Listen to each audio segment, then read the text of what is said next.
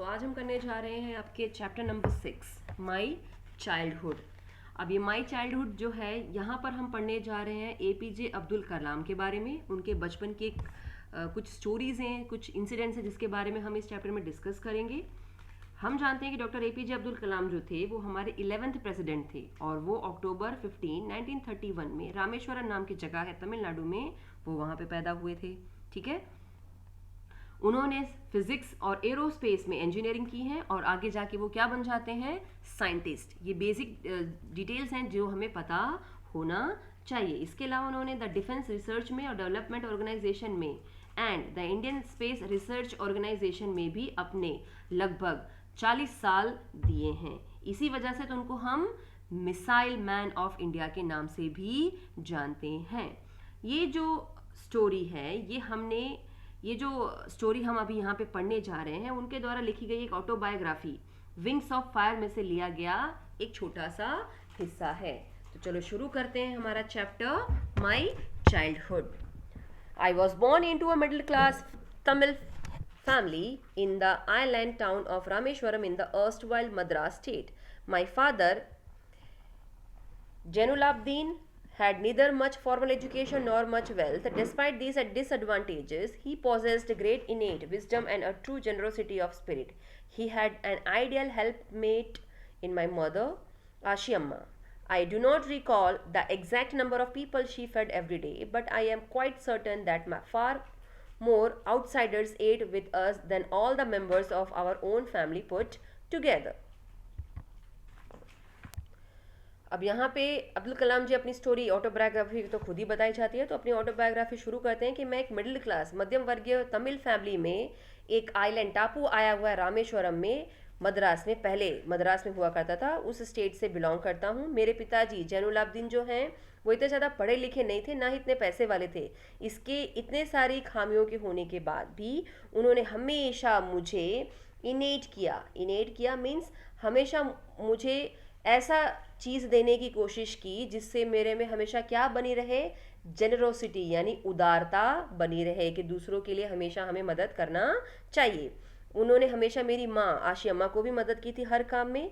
मुझे एग्जैक्टली याद नहीं है कि मेरे घर में वो मेरी माँ जो है वो रोज़ कितने लोगों को खाना खिलाती थी, लेकिन मैं इतना जानता हूँ कि मेरे घर के सदस्यों के अलावा, मेरे परिवार के सदस्यों के अलावा अंदाज़न 10-12 लोग तो रोज़ ऐसे आते थे जो बाहर के थे और मेरी माँ उनको खाना खिलाने का काम किया करती थी। तो यहाँ पे उदारता, जेनरोसिटी इसलिए देखने को मिल रही है कि इतने ज़्यादा वेल्दी ना होने के बावजूद भी इनके जो पेरेंट्स थे वो गरीबों को, आउटसाइडर्स को खाना खिलाना पसंद करते थे। I was one of many children, a short boy with rather undistinguished looks, born to tall and had handsome parents. We lived in our ancestral house, which was built in the middle of the 19th century. It was a fairly large pakka house made of limestone and brick on the Mosque Street in Rameshwaram. My austere father used to avoid all inessential comforts and luxuries. However, all necessities were provided for in terms of food, medicine or clothes. In fact, I would say mine was a very secure childhood both materially and emotionally. अभी यहाँ पे बताया जा रहा है कि ये जो थे काफ़ी बच्चों में एक, क्योंकि उनके काफ़ी ज़्यादा भाई बहन थे, उनमें से एक बच्चे ये भी थे छोटे कद के, इतने ज़्यादा अच्छा अट्रैक्टिव लुक इनका नहीं था, लेकिन एक ऐसे पेरेंट्स के पास से पैदा हुए थे जो काफ़ी ज़्यादा टॉल और स्मार्ट थे। कंपैरेटिवली अब्दुल कलाम की जो पर्सनैलिटी उतनी स्मार्ट एंड चार्मिंग नहीं थी। वो इनके पूर्वजों के घर में रहते थे जो 19वीं सदी में बनवाया गया था। एक तरीके से कह सकते हैं वो पक्का हाउस था जिसमें चूना, सीमेंट और पत्थरों की मदद से घर को बनाने का काम किया गया था, जो कि मस्जिद वाली गली रामेश्वरम में आया हुआ था। इनके एक ताऊ जी थे, ऑस्ट्रे फादर मीन्स एक ऐसे, इनके जो पिताजी थे वो कैसे थे, काफ़ी ज़्यादा सिंपल थे लेकिन स्ट्रिक्ट थे काफ़ी सारी चीज़ों में। इसीलिए ये अपने पापा के बारे में बताते हैं कि वो सारी चीज़ों को जो सुख सुविधाएं होती हैं वो उन्होंने हमें दी, भले वो खाने पीने का हो, मेडिसिन का हो या क्लोथ्स का हो, लेकिन फालतू के किसी भी खर्चे में उनके पिताजी भरोसा नहीं रखते थे। इनफैक्ट वो ये कह सकते हैं कि मेरा एक ऐसा बचपन बीता है जिसमें मैं भले वो परिवार के साथ रहना हो या फिर खान पान हो या फिर इमोशनल अटैचमेंट्स हो, मैं उन सब में सबसे ज़्यादा सिक्योर व्यक्ति माना जाता हूँ।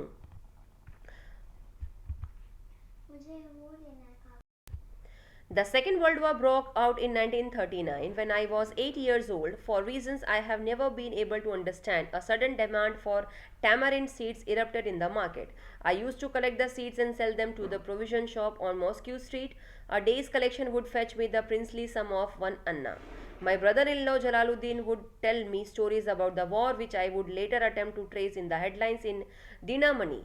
Our area, being isolated, was completely unaffected by the war, but soon India was forced to join the Allied forces and something like a state of emergency was declared. The first casualty came in the form of the suspension of the train halt at Rameshwaram station. The newspapers now had to be bundled and thrown out from the moving train on the Rameshwaram road between Rameshwaram and Dhanuskodi. That forced my cousin Samsuddin, who distributed newspapers in Rameshwaram, to look for a helping hand to catch the bundles, and as if naturally, I filled the slot. Samsuddin helped me earn my first wages. Half a century later, I can still feel the surge of pride in earning my own money for the first time. Third condition बताई जा रही, stage बताई जा रही है कि जब second world war शुरू हुआ था 1939 में, जब ये 8 साल के थे, किसी रीज़न की वजह से इनको समझ में नहीं आया कि क्यों अचानक से इमली के बीजों की इतनी ज़्यादा डिमांड शुरू हो गई। इसीलिए ये इमली के बीजों को इकट्ठा करते थे और मार्केट में जाके प्रोविजन शॉप जो कि मॉस्को स्ट्रीट में आई थी वहाँ पे उन्हें बेच दिया करते थे। पूरे दिन में अंदाजन वो 1 अन्ना कमा लिया करते थे, पुराने ज़माने की करेंसी है। उनके जो साले साहब थे जलालुद्दीन, वो उनको कहानियाँ बताते थे कि वॉर में क्या क्या होता है, कैसे होता है, और अक्सर ये हेडलाइंस पढ़ा करते थे जो वहाँ की लोकल मैगजीन्स आती थी या जो पेपर आता था, यहाँ पे Dinamani is the name of a paper, उसकी हेडलाइन से पढ़ करके समझ जाया करते थे कि वॉर कैसे और कहाँ कहाँ फैला हुआ है। इनकी जो जगह थी जहाँ पे ये रहते थे वो काफ़ी कटा हुआ माना जाता है, वहाँ पे इस तरीके के वॉर का कोई खास असर देखने को मिला नहीं था। लेकिन कुछ ही दिनों में क्योंकि इंडिया को फोर्स किया गया कि उनको एलाइड फोर्सेस में ज्वाइन करना पड़ेगा, इनके स्टेट में एक तरीके की इमरजेंसी की घोषणा हो गई। पहली मुसीबत ये आई थी कि वहाँ से आने वाली जितनी भी ट्रेनें थीं जो रामेश्वरम स्टेशन पर रुका करती थी उसे वहाँ रोकने से मना कर दिया। अब तक क्या होता था कि स्टेशन पे जब ट्रेन रुकती थी तो लोग उतर करके वहाँ से पेपर्स को लेते थे, लेकिन ऐसा होना बंद हो गया था। तो अब रामेश्वर स्टेशन पे जैसे ही ट्रेन की गति स्लो हो जाती थी, पेपरों को थ्रो किया जाता था और फिर उसे कुछ इस तरीके से बांटने का काम किया जाता था, मतलब ट्रेन पे कुछ इस तरीके से पेपर्स को पहुँचाने का काम किया जाता था। तो ऐसे टाइम पे रामेश्वरम में उनका एक कज़िन है, उसने बोला कि मुझे जिसका नाम बताया जा रहा है शमसुद्दीन, उसने बोला कि मुझे एक ऐसे इंसान की ज़रूरत है जो पेपर को डिस्ट्रीब्यूट करने में मेरी मदद करे, जो आसानी से पेपर को उस ट्रेन से, चलती हुई ट्रेन से नीचे कैच करने में मदद करे। तो इन्होंने बोला ठीक है, मैं तुम्हारी मदद करूँगा। वो पहला एक टाइम था जब उन्होंने पहली बार अपनी मेहनत की कमाई से पहला सैलरी पाया था। हाफ सेंचुरी के बाद उनको फिर याद आता है कि कैसे उन्होंने काफ़ी ज़्यादा गर्वित महसूस किया था जब पहली बार उन्होंने अपनी कमाई की थी न्यूज़पेपर को वेंड करके, यानी बांट के। Every child is born with some inherited characteristics into a specific socio-economic and emotional environment and trained in certain ways by figures of authority. I inherited honesty and some discipline from my father, from my mother. I inherited faith in goodness and keep kindness, and so did my 3 brothers and sister. I had 3 close friends in my childhood: Ramananda Sastri, Aravindan, and Siv Prakashan. All these boys were from orthodox Hindu Brahmin families. As children, none of us ever felt any differences amongst ourselves because of our religious differences and upbringing. In fact, Ramananda Sastri was the son of Pakshi Lakshmina Sastri, the high priest of the Rameshwaram temple. Later, he took over the priesthood of the Rameshwaram temple from his father. Aravindan went into the business of arranging transport for visiting pilgrims, and Shiv Prakashan became a catering contractor for the Southern Railways. अभी होता यूँ है, वो अपनी कहानी बताते हैं आगे। हर एक बच्चा जब किसी परिवार में पैदा होता है तो उसके अंदर कुछ ऐसे लक्षण या क्वालिटीज़ पाई जाते हैं जो सामाजिक आर्थिक तौर पे देखने जाएं या इमोशनली वे में देखने जाएं, जो उनके पेरेंट्स से उनको मिलती है।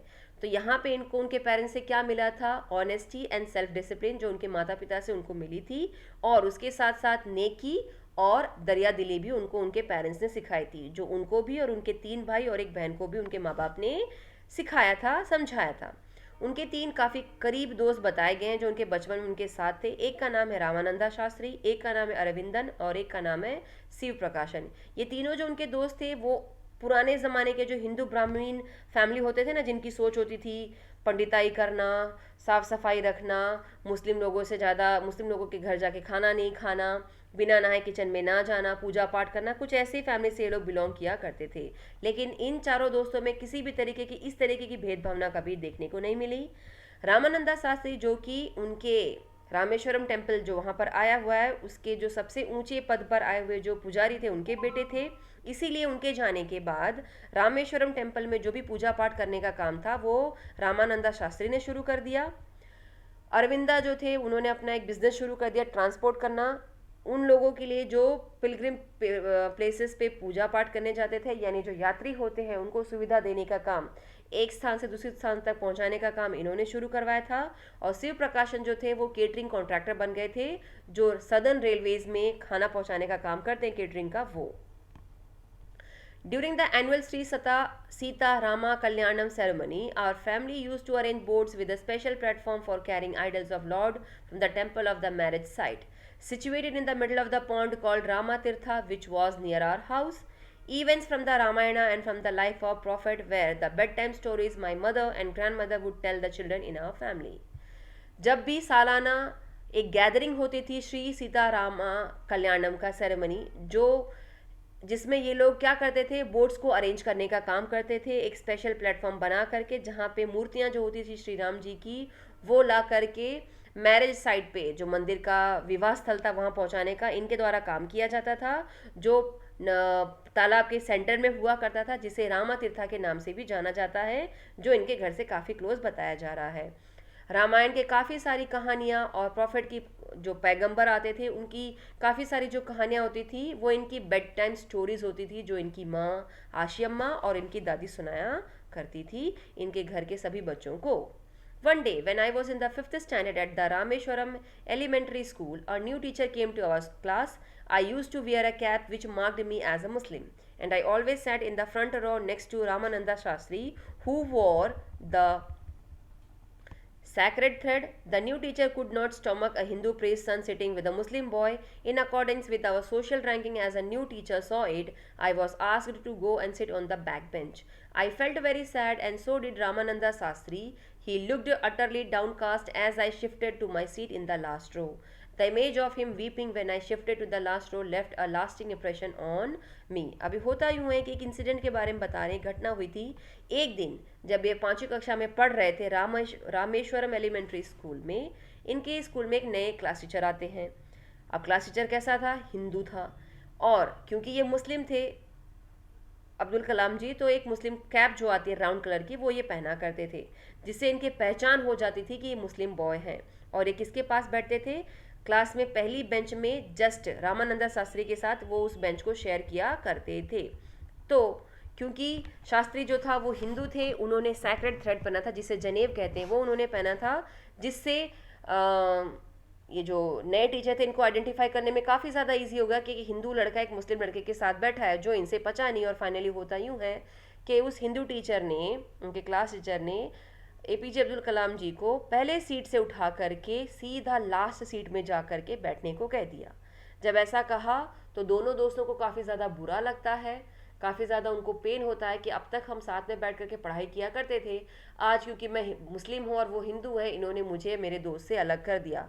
और सेम तरीके से रामानंदा शास्त्री को भी बुरा लगता है, और वो लास्ट तक अपनी नम आंखों से ये देख रहे थे कि कैसे उनके दोस्त को उनसे अलग कर दिया। After school, we went home and told our respective parents about the incident. Lakshmana Sastri summoned the teacher and in our presence told the teacher that he should not spread the poison of social inequality and communal intolerance in the minds of innocent children. He bluntly asked the teacher to either apologize or quit the school and the island. Not only did the teacher regret his behavior, but the strong sense of conviction Lakshmana Sastri conveyed ultimately reformed this young teacher. अभी होता यूँ है, school ख़त्म होते ही दोनों बच्चे अपने अपने घर जाते हैं और अपने माँ बाप को बताते हैं इस घटना के बारे में। लक्ष्मणा शास्त्री क्योंकि ऑलरेडी एक अच्छे पद पे थे, उस रामेश्वरम का जो सबसे बड़ा मंदिर था राम जी का, उसके वो पुजारी थे, उन्होंने उस टीचर को ऑर्डर दिया कि तुम मेरे सामने पेश हो। जैसे ही वो वहाँ जाते हैं, दोनों बच्चे पहले से ही वहाँ अवेलेबल होते हैं, उनके माँ बाप भी होते हैं, और वो उनको कहते हैं कि ये जो धर्म और जाति के नाम पे तुम जो जहर फैलाने का काम कर रहे हो इसे करना बंद कर दो, तुम अभी के अभी इन सब से सॉरी मांगो, सॉरी बोलो, या फिर ये स्कूल और ये टापू छोड़ के यहाँ से चले जाओ। सिर्फ टीचर को ही बुरा नहीं लगता है, बल्कि उन्होंने एक ऐसा मैसेज स्प्रेड किया, रामानंदा शास्त्री जी ने, कि किसी भी तरीके का जात पात को लेकर के, धर्म जात को लेकर के अगर किसी ने किसी भी तरीके की गलत भावना यहाँ पे पैदा की तो अच्छा नहीं होगा। On the whole, the small society of Rameshwaram was very rigid in terms of the segregation of different social groups. However, my science teacher Siva Subramaniam Iyer, though an orthodox Brahmin, was a very conservative wife, was something of a rebel. He did his best to break social barriers so that people from varying backgrounds could mingle easily. He used to spend hours with me and would say, Kalam, I want you to develop so that you are on par with the highly educated people of the big cities. इन सभी में, क्योंकि रामेश्वरम एक ऐसे समाज रामेश्वरम एक ऐसा area था, एक ऐसा समाज था जो अपने जात पात को लेकर के उनका जो सामाजिक ग्रुप था, जो झुंड था, वो काफ़ी ज़्यादा अजीब बताया जाता था। ऐसी सिचुएशन में भी जो इनके साइंस के एक टीचर के बारे में यहाँ पे बताया जा रहा है, जिनका नाम दिया है शिवा सुब्रमण्यम अय्यर, जो कि ऑर्थोडॉक्स हिंदू ब्राह्मण फैमिली से बिलोंग करते थे। उनकी जो बीवी थी वो काफ़ी संकोची किस्म की थी। वो अक्सर कहते थे कि उनकी बीवी जो है, उनको पसंद नहीं है कि ये धर्म जात को लेकर के जो लोग एक दूसरे को नीचा दिखाते हैं, क्योंकि उनको भी नहीं पसंद था कि वो किसी मुस्लिम बंदों से रिलेशन रखें। पर वो अक्सर बताते कहते थे, अक्सर इन सभी चीज़ों को तोड़ दिया करते थे और अक्सर ये बताया करते थे कि हमें कभी भी जात पात के नाम पर भेदभाव नहीं करना चाहिए। जबकि उनकी जो मिसेस थी वो अक्सर उनसे कहती थी कि तुम्हें अपनी जाति धर्मों को हमेशा इम्पोर्टेंस देना चाहिए और अपने से लो कास्ट के लोगों के साथ रिश्ते नहीं रखना चाहिए। लेकिन ऐसी सिचुएशन में भी शिवा सुब्रमण्यम अय्यर जो थे वो घंटों इनके साथ बिताया करते थे, कलाम के साथ। और वो उनको कहते थे कि तुम्हें अपने अंदर कुछ ऐसी क्वालिटीज़ लानी है जिसकी वजह से तुम जा कर के इन लोगों को सिखा सको बड़े बड़े शहरों में कि जात पात धर्म जाति इम्पोर्टेंट नहीं है।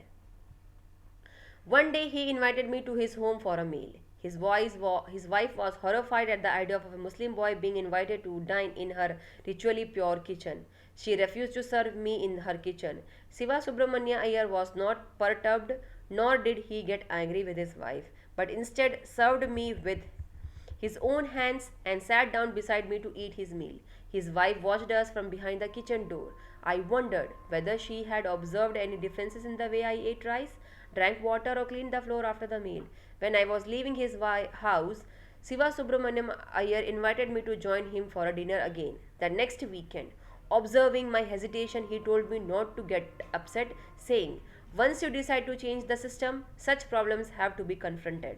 When I visited his house the next week, Siva Subramaniam Iyer's wife took me inside her kitchen and served me food with her own hands. अभी होता यूँ है, शिवा सुब्रमण्यम अय्यर ने एक दिन कलाम को अपने घर पर खाने पर इनवाइट किया दोपहर के टाइम पे, और वो पहुंच भी जाते हैं। लेकिन उनकी जो मिसेस थी, उन्हें वो पसंद नहीं आया कि एक मुस्लिम बेटा जो है वो इतने पवित्र किचन में उनके आ रहा है, क्योंकि ये लोग नहीं मानते थे, इसकी मिसेस नहीं मानती थी कि एक दूसरी जाति का लड़का इनके घर पर आए। इसीलिए उन्होंने उसको खाना सर्व करने से भी मना कर दिया। शिवा सुब्रमण्यम ने किसी भी तरीके का रिएक्शन नहीं दिया। वो उठे, अपने हाथ से कलाम के खाने में थाली में खाना परोसा, और कलाम वेट कर रहे थे क्योंकि उनकी जो मिसेस थी शिवा सुब्रमण्यम अय्यर की, वो किचन के कॉर्नर से झांक रही थी कि किस तरीके से कलाम चावल खाता है, कैसे पानी पीता है, और खाना ख़त्म करने के बाद फ्लोर कैसे क्लीन करता है। खाना पीना जब हो जाता है तो शिवा सुब्रमण्यम अय्यर उनको इनवाइट करते हैं, किसको, कलाम को, कि तुम आज रात मेरे यहाँ डिनर पर भी आओगे। अब कलाम के मन में झिझक महसूस हो रही थी कि उनकी मिसेस को पहले ही पसंद नहीं है मैं यहाँ पे खाना खाने आया हूँ, ऐसे में वो मुझे दोबारा खाने के लिए इनवाइट कर रहे हैं। तब शिवा सुब्रमण्यम अय्यर ने उनको बोला कि जब तुम समाज में परिवर्तन लाने के लिए निकलोगे तो तुम्हें ऐसे हज़ारों लोग आएंगे जो तुम्हें रोकेंगे, इसलिए तुम्हें ऐसा कुछ झिझक महसूस नहीं करना है, तुम मेरे यहाँ रात के खाने पर आ रहे हो। नेक्स्ट वीक जब वो खाना खाने जाते हैं रात में शिवा सुब्रमण्यम अय्यर के घर पे कलाम, तो उनकी मिसेस खुद उनको किचन में लेके जाती हैं, खाना खुद से पिरोसती हैं और खिलाती भी हैं। तो ये जो फ़र्क था पहले और बाद में, ये लाने में शिवा सुब्रमण्यम अय्यर ने कलाम की काफ़ी मदद की थी। Then the Second World War was over and India's freedom was imminent. Indians were built their own India, declared Gandhi ji. The whole country was filled with an preceded optimism. I asked my father for permission to leave Rameshwaram and study at the district headquarters in Ramanathapuram. अब second world war वाली जो situation थी India में ख़त्म हो चुकी थी और इंडिया किस तरफ फैल रहा था, फ्रीडम की तरफ, वो भी कैसी, इमिनेंट फ्रीडम के तरफ।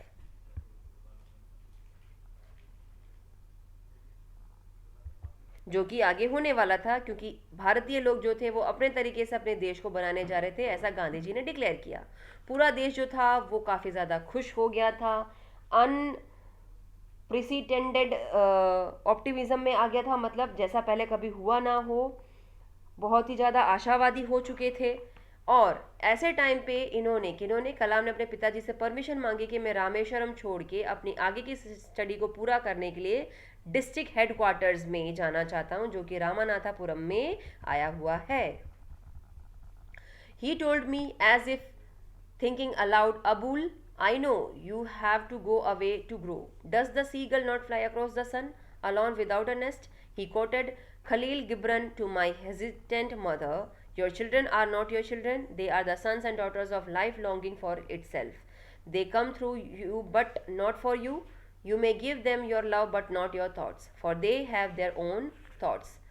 अब जब रामेश्वरम से छोड़ करके रामनाथापुरम में जाने के बाद अब्दुल कलाम जी कहते हैं अपने पिताजी से, तो उनके पिताजी ने बहुत ही ज़्यादा प्यार से कहा, अबुल, मुझे पता है कि तुम बड़े होने के लिए आगे जाना चाहते हो, तुम्हें दूर जाना ही पड़ेगा, पर क्या सीगल अकेले सूरज के पास पहुंचता है? हाँ, उसे अकेले ही जाना पड़ता है, उसे अकेले ही अपना क्या कहते हैं, घोंसला छोड़ना पड़ता है।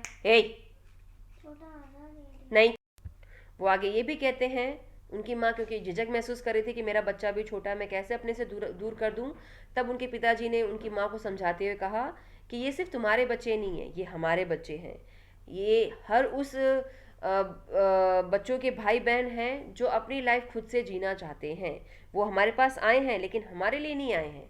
तुम उनको प्यार दे सकते हो लेकिन अपनी सोच नहीं दे सकती हो। उनको अपनी सोच खुद पैदा करने दो, वो खुद से अपनी लाइफ को संवारेंगे, तभी वो एक अच्छे डेवलप्ड लोगों में आएंगे।